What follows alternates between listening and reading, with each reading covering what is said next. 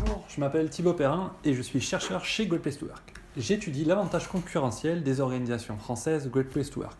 En gros, j'essaye d'observer si les organisations françaises Great Place to Work ont une performance financière supérieure à leurs compétiteurs.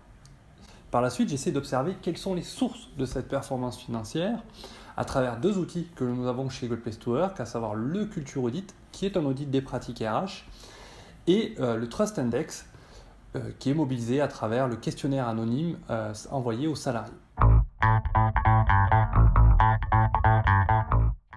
Plusieurs travaux ont montré l'importance de communiquer sur la marque employeur.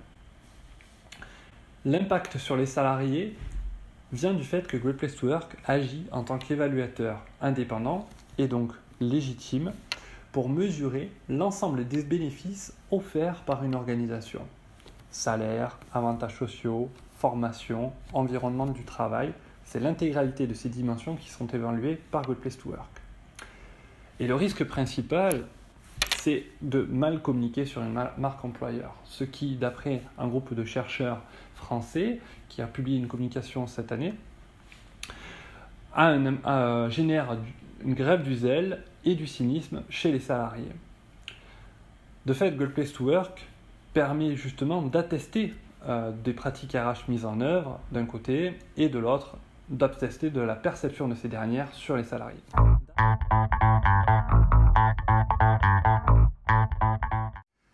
J'effectue actuellement mes premiers tests statistiques sur la performance financière des entreprises. Ce que j'observe semble confirmer les travaux des recherches aux États-Unis, à savoir que les organisations françaises Great Place to Work observent une performance financière supérieure à la normale, donc une profitabilité supérieure à la normale. J'adhère totalement au fait que chaque culture d'entreprise est unique, ce qui est d'ailleurs un des postulats de départ chez Great Place to Work.